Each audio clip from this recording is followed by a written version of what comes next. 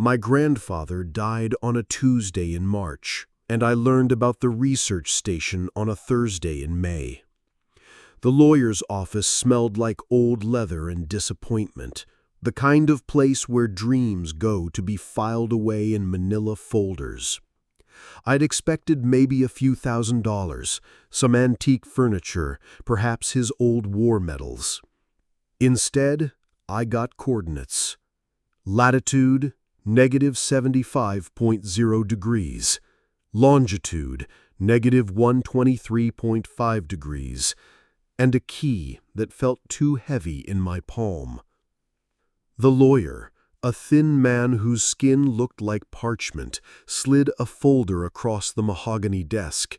His fingers trembled slightly, and I noticed he avoided looking directly at the documents. "Your grandfather was eccentric," he said, the word hanging in the air like a question mark. "He maintained this facility for 47 years, never spoke about what he did there. The will is very specific. The station passes to you, along with all research materials and equipment." I opened the folder. Inside were blueprints, supply manifests, and communication logs dating back to 1976.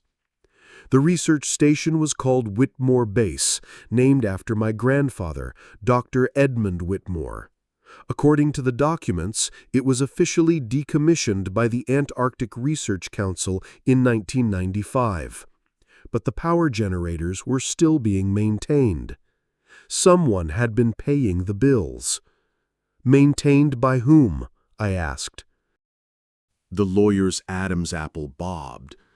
"Your grandfather arranged for automated supply drops twice a year.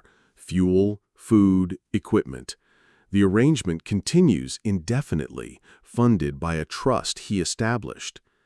That night, I spread the blueprints across my kitchen table. Whitmore Base was larger than I had expected, a main research facility connected to 3 outbuildings by covered walkways. Underground levels extended deep into the permafrost. Generator rooms, storage areas, and something labeled simply as Deep Lab. There were also personal journals, dozens of them, filled with my grandfather's precise handwriting. I'd never seen him write anything longer than a birthday card, but here were thousands of pages documenting his work. The early entries read like standard geological surveys, ice core samples, mineral deposits, climate measurements. But as the years progressed, the tone changed. March 15th, 1983. The drill broke through into a cavity at 847 feet. Initial readings suggest a natural cave system, but the geometry is unusual. Temperature inside is 12 degrees warmer than expected. March 18th, 1983. Lowered camera equipment into the cavity. Video feed shows smooth walls, almost glass-like. No visible end to the tunnel system. Sample of wall material exhibits properties inconsistent with known ice formations. March 23rd, 1983. First audio anomalies detected. Low-frequency sounds, possibly structural settling, but the pattern suggests communication. Note: review recording equipment for malfunction. I spent 3 weeks reading through the journals. The entries became increasingly erratic, filled with technical diagrams I couldn't understand, and references to subjects that were never clearly identified. The final entry was dated December 25th, 1995, the day before the Research Council officially shut down the station. "They're coming to close the facility tomorrow. Fools. They have no idea what we've found down here, what's been waiting. I've made arrangements to continue the work privately. Some discoveries are too important to abandon, too dangerous to share. The specimens in Deep Lab must be monitored. They're not dead. They're sleeping, and something tells me they're starting to dream.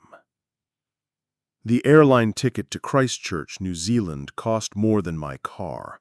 The charter flight to Antarctica cost more than my apartment's rent for 6 months. But the inheritance included substantial funds, and I found myself driven by a curiosity I couldn't explain. My grandfather had been a mystery my entire life, a brilliant man who disappeared for months at a time, who spoke little but whose eyes held secrets that seemed to weigh him down like stones. The pilot, a weathered New Zealander named Morrison, chain-smoked cigarettes and kept glancing at the coordinates I'd given him. "You sure about this location?" he asked, as we flew over the endless white expanse. "Nothing on the charts, no radio beacon." But there it was, rising from the ice like a metal tumor. Whitmore Base looked exactly like the blueprints, but smaller somehow, as if the vastness of Antarctica had swallowed most of its significance. The main building was a long, low structure painted international orange, though the color had faded to a rust-like brown. The outbuildings clustered around it like children seeking shelter. Morrison landed the small plane on a packed snow and helped me unload my supplies. He was eager to leave, checking his watch every few minutes. "You sure you want me to come back in 2 weeks? Weather can change fast out here. Sometimes we can't get back for months." I assured him I'd be fine. The generators were running. I could hear their low hum even over the wind. Lights were on in several windows. The station was alive, waiting. The main door opened with the key the lawyer had given me. Inside, the station was warm, almost tropical compared to the -40 degrees outside. Emergency lighting cast everything in a red glow, and I could hear the mechanical breathing of the ventilation system. My grandfather's office was exactly as he'd left it. Papers scattered across the desk, coffee mug with a ring of mold inside, reading glasses folded neatly beside an open journal. The last entry in his familiar handwriting. December 20th, 1995. They're more active today. Movement in the deep lab increased by 300% since yesterday. The temperature differential is growing. I think they know what's coming. Perhaps they've always known. I spent the first day exploring the main level, kitchen, common area, sleeping quarters, laboratories filled with equipment I couldn't identify. Everything was functional but felt abandoned, like a house where the family had left for vacation and never returned. The computer system was still operational, running on some kind of automated maintenance protocol. Files dating back decades filled the hard drives. Research data, correspondence with universities, and hundreds of hours of audio recordings. I selected one at random from 1987 and played it through the speakers. My grandfather's voice filled the room, younger but unmistakably his. Day 847 of continuous monitoring. The subjects in containment chambers 7 through 12 are showing increased neural activity. Dr. Patterson believes this is seasonal, related to the position of the Earth relative to certain star formations. I'm not convinced. The patterns are too complex for simple astronomical influence. Subjects. Containment chambers. I pulled up the station blueprints on the computer and traced the layout of the deep lab. According to the plans, it extended 4 levels below ground, with the lowest level marked simply as storage, authorized personnel only. The elevator to the deep lab required a security card, which I found in my grandfather's drawer, along with a Geiger counter and a loaded pistol. The elevator descended slowly, the numbers on the display counting down like a countdown to something I wasn't sure I wanted to discover. Level B1 was a workshop area. Drill bits the size of telephone poles hung from ceiling mounts. Ice core samples lined the walls in transparent tubes, each labeled with dates and depths. Some of the deeper samples looked wrong. Not ice at all, but something crystalline and dark that seemed to shift when I wasn't looking directly at it. Level B2 housed the main laboratory. Banks of computers hummed quietly, their screens showing graphs and data streams that updated in real time. The air smelled of ozone and something else, something organic and unpleasant. Freezer units lined one wall, their contents hidden behind frosted glass doors. I opened one of the freezers. Inside were specimen containers, each about the size of a coffee can. The labels were in my grandfather's handwriting. Sample 23A, 1,247 feet. Sample 31B, 1,388 feet. Sample 47C, 1,455 feet. I lifted one of the containers. Through the transparent aluminum, I could see something that looked like tissue, gray, webbed, and entirely unlike anything I'd seen before. Level B3 was where things got strange. The elevator opened onto a corridor that stretched farther than the blueprints indicated. The walls were lined with observation windows, each looking into a small chamber. Emergency lighting bathed everything in that same red glow, but the chambers themselves were dark. I found a switch and flipped it. 12 chambers, each containing what appeared to be a hospital bed surrounded by monitoring equipment. But the shapes on the beds weren't human. They were roughly the right size, perhaps a bit larger, but the proportions were wrong, too long, too angular, and they were moving, slightly, rhythmically, as if breathing. My hands shook as I approached the first chamber. The viewing window was thick, probably reinforced glass, and slightly fogged. I wiped it clear with my sleeve and immediately wished I hadn't. I've spent 47 years of my life in this place, and I still don't understand what we found down there in the ice. The initial drill site is sealed now. Had to be, after what came up with the first samples. But the subjects in Deep Lab are just the beginning. They're not the source. They're scouts. The acoustic readings from the deep caverns are getting stronger. Whatever is down there, it's vast. The subjects respond to it. Their vital signs spike whenever we detect the sounds. Sometimes I think they're communicating with it, reporting back on what they've learned about us. I'm old now, and sick.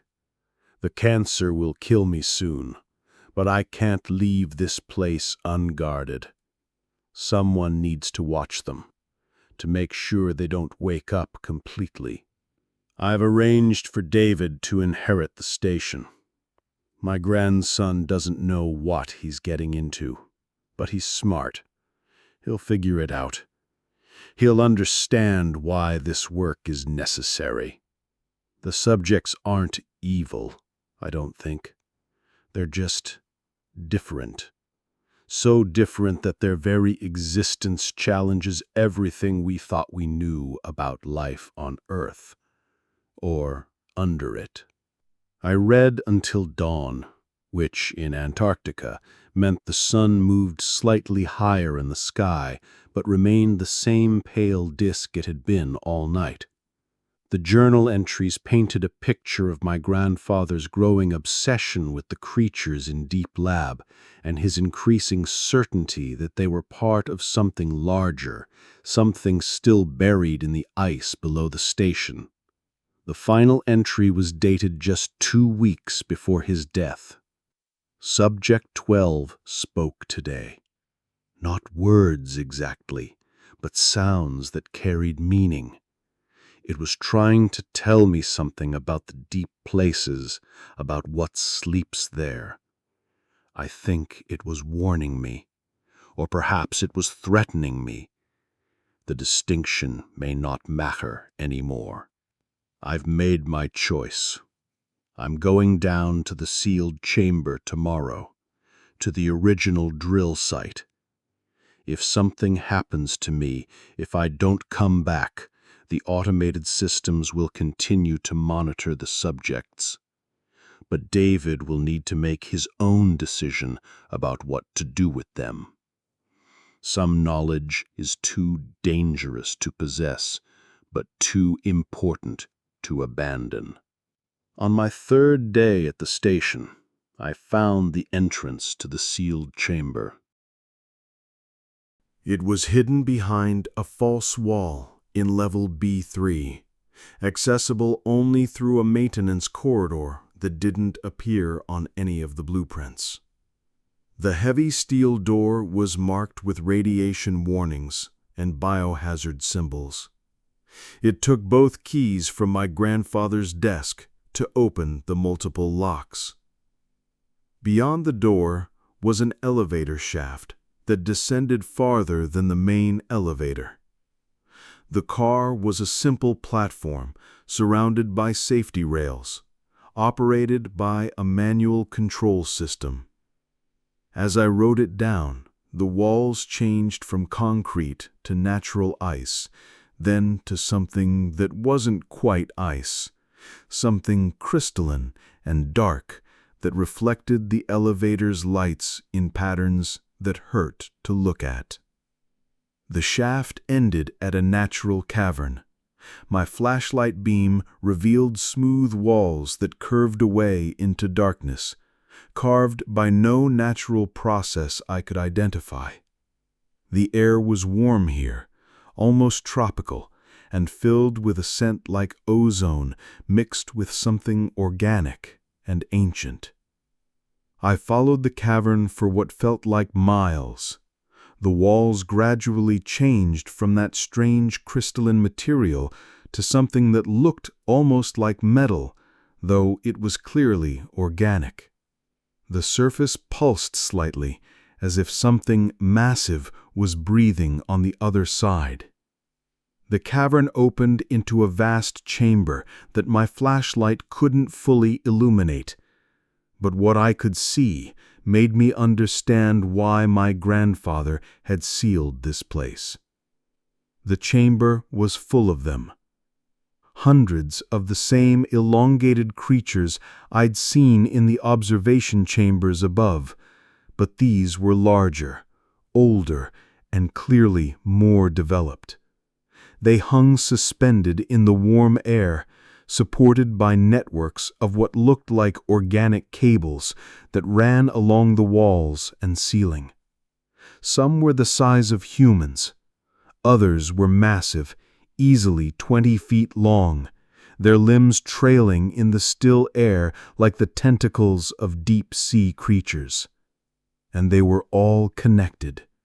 The organic cables that supported them formed a vast network, a living web that pulsed with bioluminescent signals. Information was flowing through the network, complex patterns of light that suggested communication on a scale I couldn't comprehend. At the far end of the chamber, barely visible in the darkness, something much larger loomed. I could make out only its general shape, roughly cylindrical, perhaps 100 feet tall, covered in the same organic cables that supported the smaller creatures. It pulsed with a slow, steady rhythm that I felt in my bones as much as I saw with my eyes. This was what my grandfather had found. This was what the drill had broken into 40 years ago. Not just a few specimens, but an entire civilization. A city, a living network of intelligence that had been waiting in the ice for how long? Millions of years? Longer. I understood now why he'd kept the 12 subjects in Deep Lab. They weren't specimens at all. They were ambassadors, representatives of this larger intelligence sent to study us just as we'd been studying them. My grandfather's voice echoed in my memory. They're not dead, they're sleeping, and something tells me they're starting to dream. The dreams weren't random, they were coordinated. The network was waking up, and the subjects upstairs were its eyes and ears in our world. I turned to leave, but the organic cables along the walls had begun to glow more brightly. The patterns of light were faster now, urdinct. The massive shape at the far end of the chamber pulsed once, a deep thrumming that I felt in my chest. Something had noticed me. I ran back through the cavern, my flashlight beam dancing wildly across the smooth walls. Behind me, the bioluminescent signals were spreading, racing along the organic networks faster than I could run. By the time I reached the elevator, the entire chamber was alive with light. The elevator seemed to take forever to reach level B3. When the doors opened, every alarm in the facility was sounding. Red lights flashed in the corridors, and the computer systems were displaying warnings I couldn't interpret. I rushed to the monitoring station outside the observation chambers. All 12 subjects were awake. They stood in their chambers, pressed against the viewing windows, their eyeless faces turned toward me. Their mouths opened and closed in unison, as if they were trying to speak. The vital sign monitors showed readings that were off the charts. Brain activity, temperature, heart rate, all spiked to levels that should have been fatal, but they weren't dying. They were awakening. The computer system chimed with an incoming message. Text appeared on the main screen in my grandfather's precise typing style. David, you have seen the deep place. You understand now why I stayed. They are not hostile, but they are alien. Their thoughts move in patterns we cannot follow. Their concept of time is different from ours. I stared at the screen. The message couldn't be from my grandfather. He'd been dead for months, but the typing pattern was unmistakably his. They have been waiting. The climate is changing. The ice is melting. Soon their deep places will be exposed. The world will know they exist.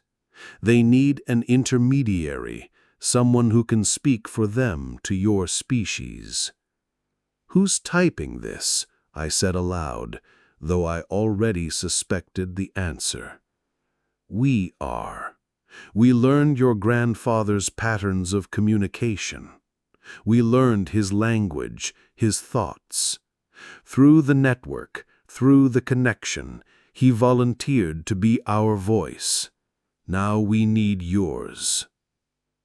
The subjects in the chambers had moved closer to the windows, their elongated fingers pressed against the glass, leaving marks that looked almost like handprints. Almost, but not quite. What do you want from me? Understanding, cooperation. Your species is young but adaptable. Ours is old but patient. The ice has been our protection, but protection becomes prison. We wish to emerge slowly, carefully, to share knowledge rather than inspire fear. I thought about the implications. First contact with an alien intelligence, but not from space, from deep within our own planet. Creatures that had been here longer than human civilization, watching and waiting in the dark places below the ice. Why me? Why my family? Your grandfather was chosen because he could accept what others could not. You carry his genetic pattern, his mental flexibility. Through the network, we can share our knowledge directly, but the connection requires voluntary participation. The screen displayed a schematic of the deep lab, with one chamber highlighted. Chamber 13, which I hadn't seen before. It was at the end of the corridor, beyond the monitoring station. Chamber 13 is prepared for human integration. Your grandfather used it briefly before his illness prevented further sessions. The process is safe. The knowledge transfer is gradual. You would retain your identity, your humanity, but gain access to our accumulated understanding. I walked to Chamber 13. The door was already open, revealing a setup similar to the others, but modified for human physiology. The bed looked almost normal, surrounded by monitoring equipment that included some devices clearly of human manufacture. My grandfather went in there? Yes, many times. It is how we learned your language, your customs, your fears. He was brave. He showed us that your species can adapt, can grow beyond its initial limitations. What happened to him, really? He lived longer than he would have without our assistance. The cancer was slowed. His mind kept sharp. But human biology has limits. When he could no longer continue, he chose to transfer his accumulated knowledge to us. He is part of the network now, part of us. The implications hit me like a physical blow. My grandfather hadn't just died. He'd been absorbed into this alien network. His consciousness, his memories, everything that made him who he was had become part of their collective intelligence. Is he still himself?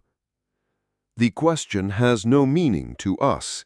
Individual identity is a human concept. We are many and one simultaneously. Your grandfather's patterns continue within us, but they are integrated with the whole. He is more than he was, and less. Both states are true. I stared at Chamber 13. The bed looked inviting, almost comfortable. The monitoring equipment hummed softly, ready to track my vital signs as the alien network interfaced with my nervous system. What if I say no? Then you say no. We do not compel. The subjects in the other chambers volunteered in their own way. They were dying in the ice when your grandfather found them. We gave them extended life in exchange for serving as our observers. But you are different. You are healthy, intelligent, capable of true choice. And if I leave, if I go back to the surface and tell people what I found, then you tell them. But consider carefully how they will react. Your species has a history of destroying what it does not understand. We have watched your wars, your treatments of those who are different.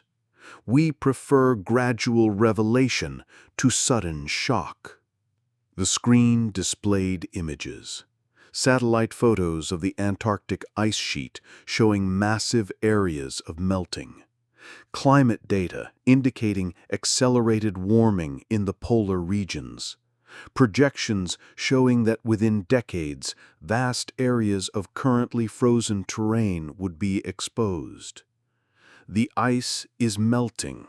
Our deep places will be revealed whether we choose it or not. better to emerge with human partners than to be discovered by human enemies.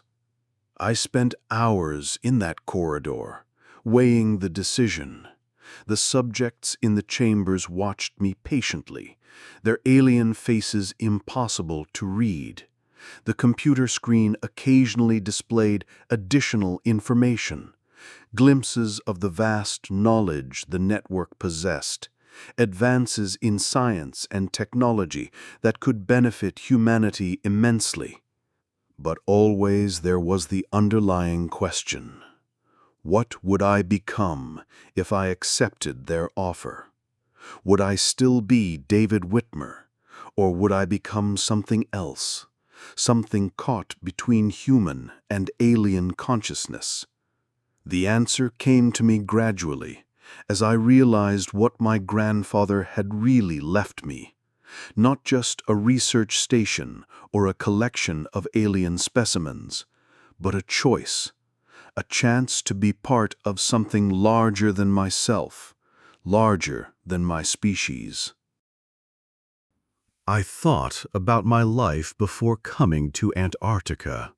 A dead-end job, no close relationships, no real purpose.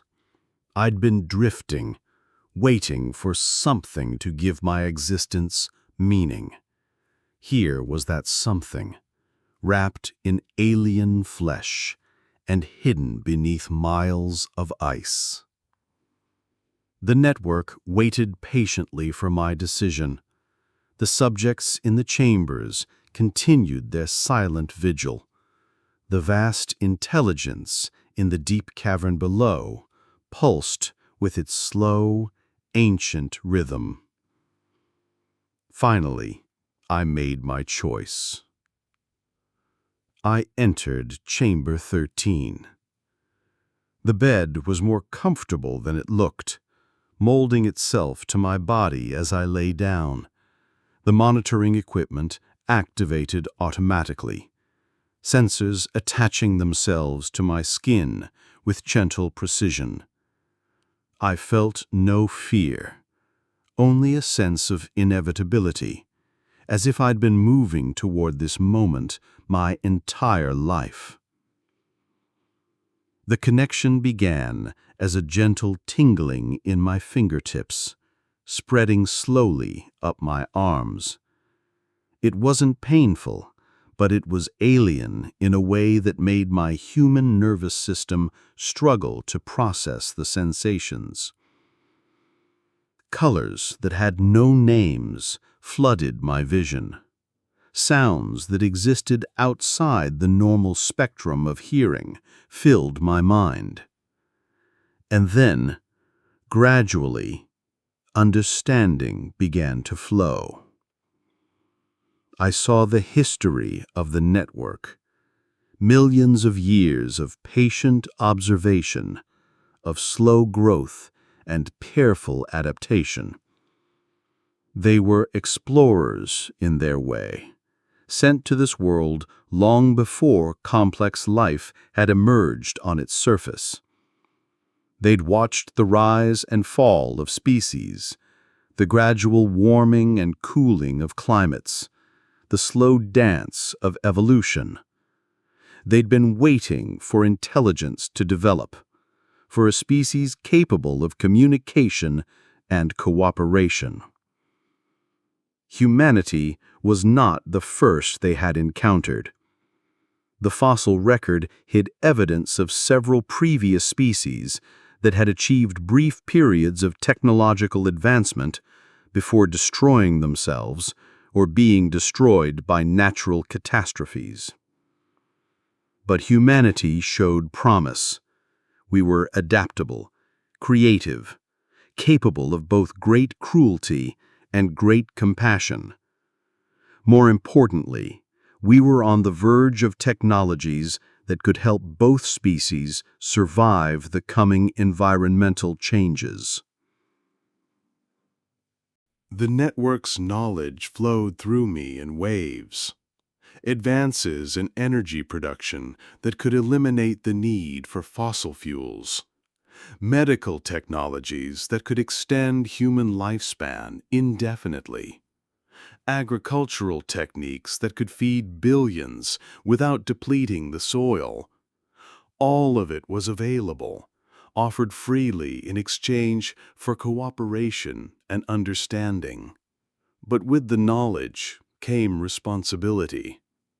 I understood now why my grandfather had stayed at the station for so many years, why he'd seemed to age slowly despite the harsh conditions. The network sustained him, enhanced him, but also bound him to their purpose. I was becoming their ambassador to humanity, their voice in a world that would soon discover it was not alone. The melting ice would reveal their cities within decades. When that happened, the world would need someone who could speak for both species, someone who understood the fears and hopes of each. The process took hours, or perhaps days. Time flowed differently during the connection. When it was complete, I remained myself, but was also something more. My consciousness had been expanded, networked, integrated into something vast, impatient, and alien. I understood their language now, could hear the subtle communications flowing through the organic cables that connected their cities. I could sense the slow, deep thoughts of the massive intelligence in the central chamber, could feel the dreams of the smaller entities suspended throughout their network. But I also retained my human perspective, my human emotions and concerns. That was essential. Without it, I couldn't serve as a bridge between the species. When I emerged from Chamber 13, the subjects in the other chambers had returned to their beds. The alarm systems had shut down. The station felt different somehow, not empty, but full of invisible presence. I could sense the network extending downward through the ice, connecting this small outpost to a vast underground civilization. Over the following days, I learned to navigate my new existence. I could access the network's knowledge at will, downloading information about any subject I needed to understand. But I could also disconnect, returning to purely human thoughts and perceptions when necessary. The isolation of Antarctica no longer bothered me. I was never truly alone. The network was always there, a gentle presence at the edge of my consciousness. Through it, I could communicate with my grandfather's patterns, the fragments of his personality that had been preserved in the alien collective. He was pleased that I'd made the choice he'd hoped I would make. Through the network, he shared his own experiences, his growing understanding of the aliens' true nature. They weren't conquerors or parasites, but gardeners of a sort, tending to the slow development of intelligence throughout the galaxy. Earth was one of many worlds they'd seeded with life, then watched and guided through the long eons of evolution. Their intervention was always subtle, always designed to preserve the natural development of native species while preventing the kind of catastrophic self-destruction that had claimed so many others. Humanity was approaching a crucial decision point. Our technology was advancing rapidly, but so was our capacity for environmental destruction and warfare. Without guidance, we would likely follow the same path as dozens of previous species, brief brilliance followed by extinction. But with cooperation, both species could benefit. The network's knowledge could help humanity mature into a stable, sustainable civilization. Human creativity and adaptability could help the network emerge from its long isolation and explore new possibilities. I spent weeks at the station learning to manage the flow of information between my human consciousness and the network. I practiced communicating complex alien concepts in human language, preparing for the day when I would need to serve as translator between species. The network showed me their plans for gradual revelation. Key scientists and government officials would be contacted first, presented with evidence of alien intelligence in carefully controlled circumstances. The process would take years, perhaps decades, allowing humanity time to adjust to the reality of non-human intelligence. My role would be crucial during this transition period. As someone who was both human and networked, I could vouch for the aliens' peaceful intentions while helping to address the fears and misconceptions that would inevitably arise. But first, I had to return to the surface world and begin establishing the foundations for contact. The network had identified several individuals who would be receptive to their message. Scientists who had dedicated their lives to the search for extraterrestrial intelligence. Government officials who understood the need for international cooperation. Journalists who could help shape public opinion. When Morrison's plane returned to collect me 2 weeks after my arrival, I was ready. I carried with me copies of my grandfather's research, carefully edited to reveal enough truth to be credible, while concealing the full extent of what lay beneath the ice. The subjects in Deep Lab had returned to their suspended animation, but I knew they were only sleeping lightly now. When the time came for open contact, they would awaken to serve as living proof of the network's existence. As we flew north over the endless white expanse, I could feel the network's presence growing fainter, but never disappearing entirely. Through quantum effects that I was only beginning to understand, the connection transcended physical distance. Wherever I went on Earth, I would remain part of their collective consciousness. Morrison noticed the change in me during the flight back to New Zealand. I was calmer, more focused, less talkative than I'd been on the journey south. He attributed it to the isolation of Antarctica, the natural human response to extreme solitude. If only he knew. Back in civilization, I began the careful work of preparation. Using the network's knowledge, I identified the individuals most likely to accept evidence of alien intelligence. I reached out to them gradually, sharing selected portions of my grandfather's research, building credibility and trust. Dr. Sarah Chen at MIT was the first to take me seriously. Her work on extremophile bacteria had prepared her to accept the possibility of life in environments previously thought uninhabitable. When I showed her the genetic analysis of the ice samples from Whitmore base, she immediately understood the implications. The samples contained organic compounds that couldn't have originated on Earth. The genetic structures were too complex, too organized to have evolved naturally in the harsh conditions beneath the Antarctic ice. Something had placed them there. Something intelligent. Through Dr. Chen, I made contact with other researchers. The evidence spread slowly through the scientific community. Peer-reviewed papers on unusual mineral deposits, conferences on extremophile biology, and quiet discussions about the possibility of subsurface life. The network monitored human communications networks, tracking the spread of information and the reactions it generated.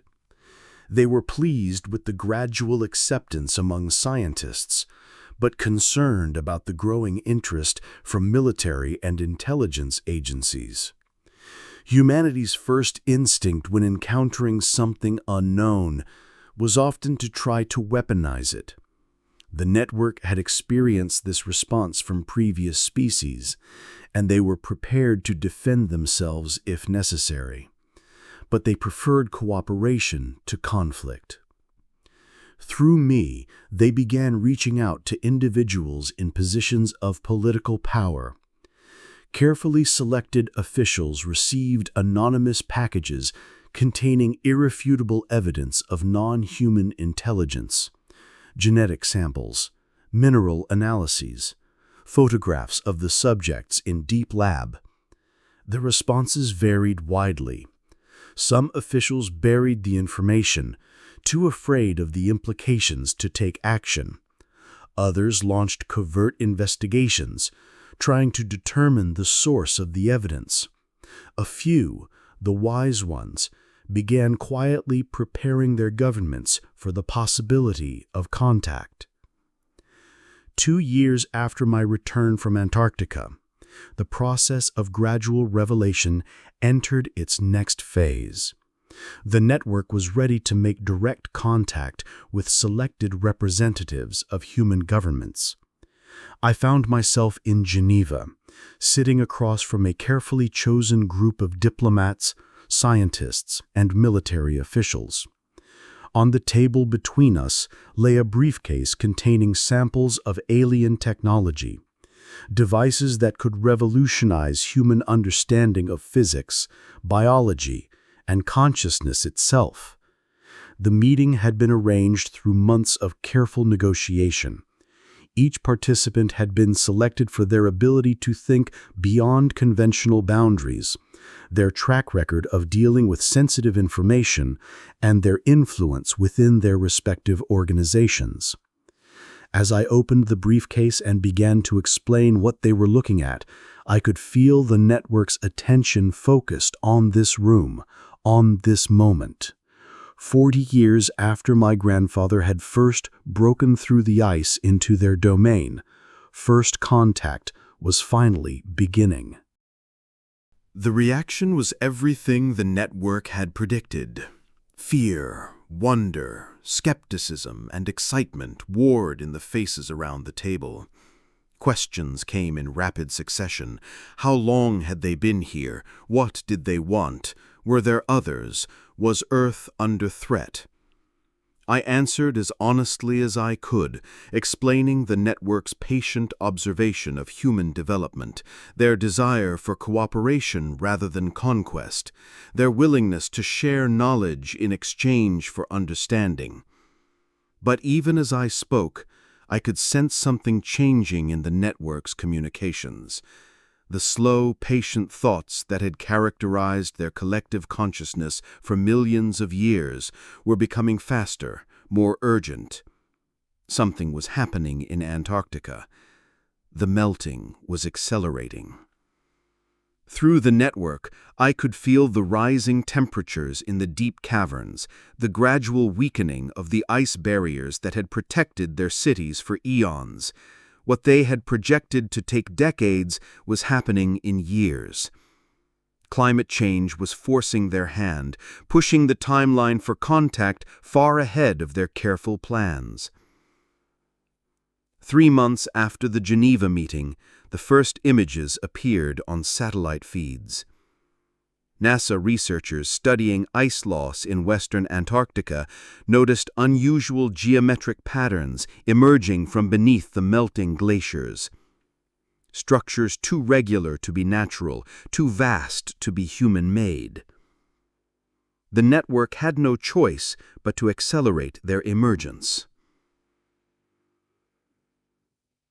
I returned to Whitmore Base as their official human liaison, coordinating the gradual exposure of their cities to human observation. The process was carefully managed. Specific areas were allowed to emerge first, containing their least sensitive facilities and most human-compatible technology. But not everyone was prepared for gradual contact. Military forces from several nations converged on Antarctica, ostensibly for scientific research, but clearly prepared for conflict. The network monitored their communications, their weapons systems, their battle plans. Humanity's fear was overriding its curiosity, just as it had done with so many previous species. Through me, the network made one final attempt at peaceful contact. I stood before the United Nations General Assembly, sharing the full truth of what lay beneath the Antarctic ice. The alien cities, the patient watchers, the accumulated knowledge of millions of years. All of it laid bare before representatives of every nation on Earth. The response was chaos. Some delegates called for immediate military action against the invaders. Others demanded access to alien technology for their own nations. A few called for caution, for patience, for the kind of careful cooperation the network had hoped to achieve. But it was too late for gradual revelation. The ice was melting too fast, the cities were emerging too quickly, and humanity's tribal instincts were overriding its capacity for rational thought. The first shots were fired by a Russian submarine that encountered one of the network's automated defense systems. The crew's crew, faced with technology they couldn't understand, responded with the only language they knew: violence. The network's response was immediate and overwhelming. Every electronic system within 100 miles of Antarctica simply stopped working. Satellites fell silent. Communications went dark. The military forces that had gathered to confront the aliens found themselves blind, deaf, and helpless. But the network didn't strike back with violence. Instead, they demonstrated their power in ways that couldn't be ignored or misinterpreted. Aurora displays lit up skies around the world, painting messages in dozens of languages across the heavens. The messages were simple, repeated in every human tongue. We offer knowledge. We seek cooperation. Choose wisely. Deep beneath the Antarctic ice, the massive intelligence in the central chamber was fully awake now, its thoughts racing at speeds that made human consciousness seem glacially slow. Through the network, I could feel its ancient patience finally running out. They had watched species after species make the same mistakes, choosing fear over understanding, competition over cooperation, destruction over growth. Humanity was following the same pattern, and the network was tired of watching civilizations destroy themselves.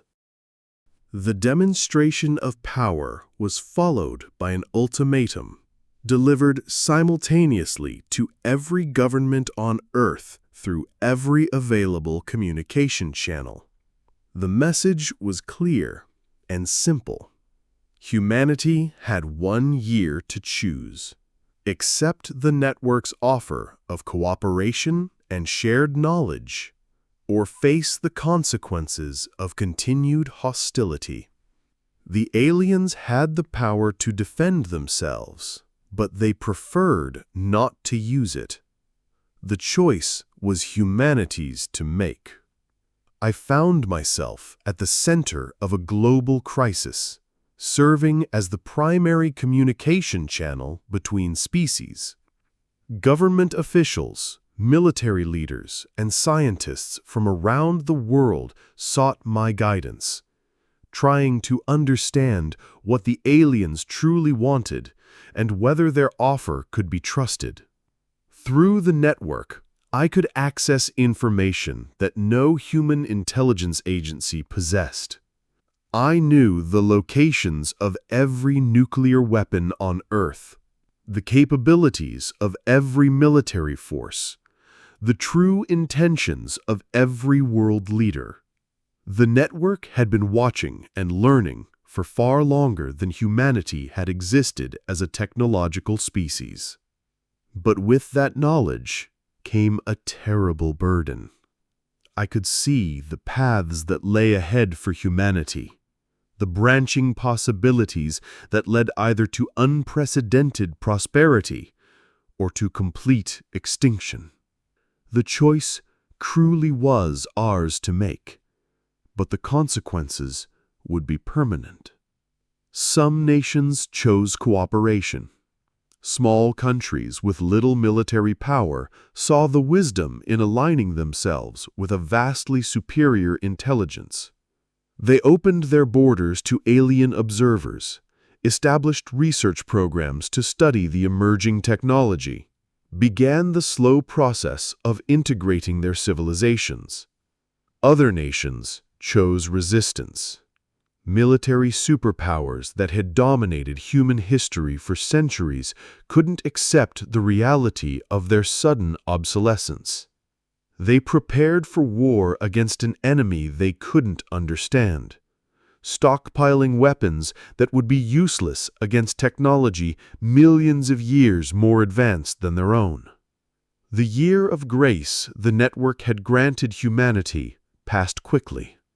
As the deadline approached, I felt the collective consciousness of the alien intelligence turning toward darker thoughts. Patience had its limits, even for beings who measured time in geological eras.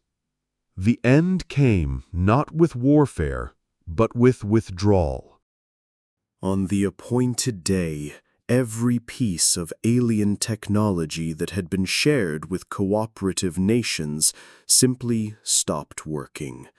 The emerging cities in Antarctica sank back beneath the ice, protected by energy barriers that no human technology could penetrate.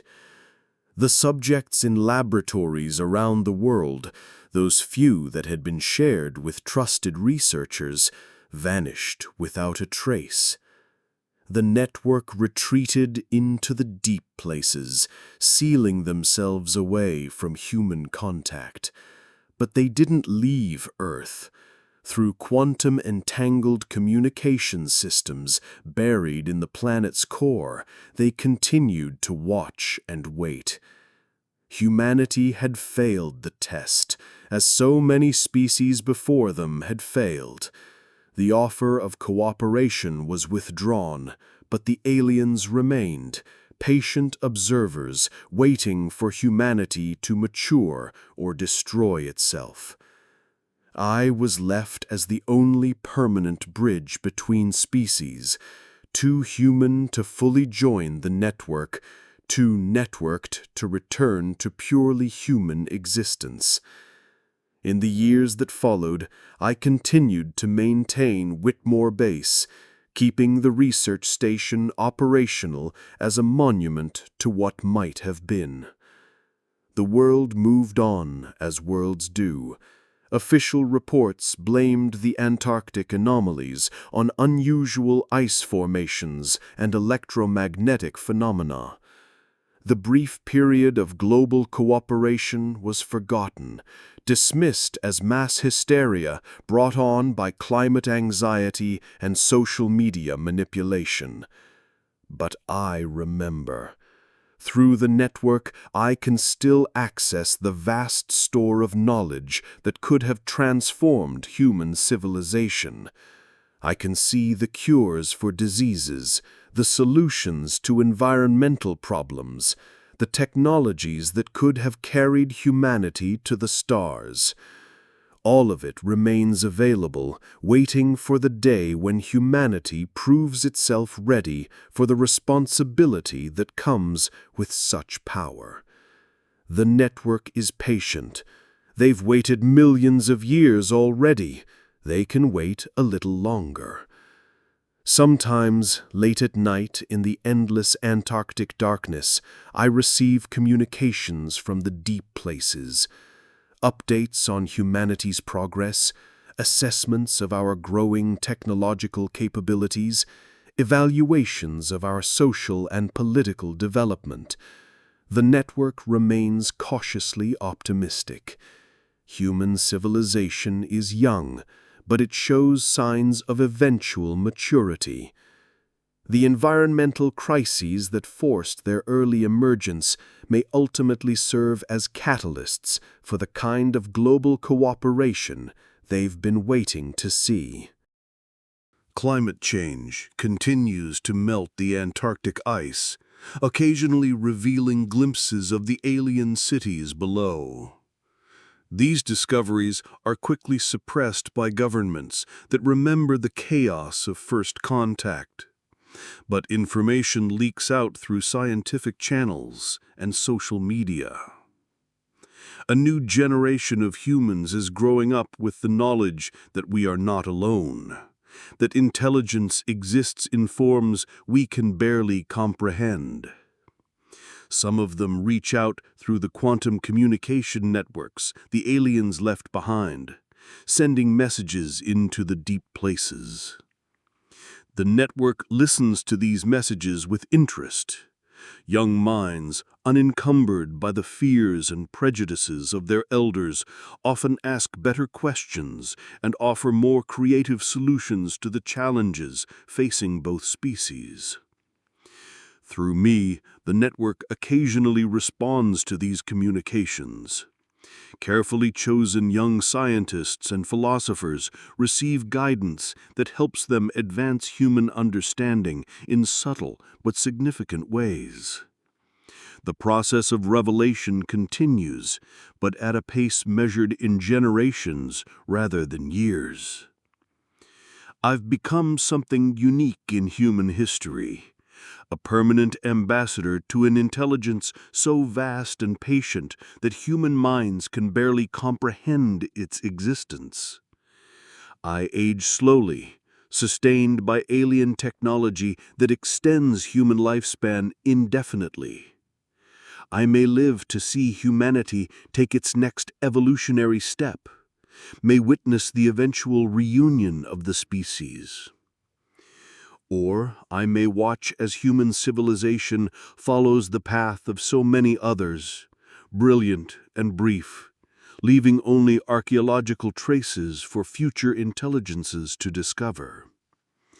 The network accepts both possibilities with equal equanimity. They've learned that forced evolution never succeeds, that true progress must come from within. All they can do is wait, watch, and hope that humanity will eventually choose wisdom over fear. In the deep places beneath the ice, vast intelligences dream of partnership between species, of knowledge shared freely between different forms of consciousness.